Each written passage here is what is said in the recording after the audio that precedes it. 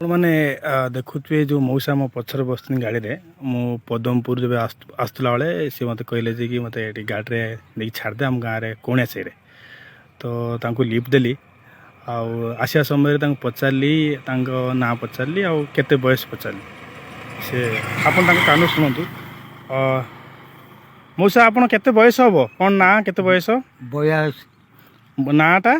सदानंद घड़ई 82 वर्ष सदानंद गड़ाई आप तो पाउथिबे भत्ता केते पाउचंती 1000 टका पाउचंती तो आपन को 82 वर्ष हेले 3500 टका पाया कथा जो गवर्नमेंट करिछि नुआ सरकार 3500 टका पाया कथा तो आपन सरपंच पाव जाइतिले बादल जाइतिले कि छै पन हेई पारने नहीं सरपंच होंतु कि वार्ड मेंबर होंतु सेमानकर काम जे आसिकी जो बुढ़ा बयस लोक अच्छे परिणत बयस लोक अच्छे आउ खास करी 80 वर्ष माने चलिया अक्षम आप देखले दया लगे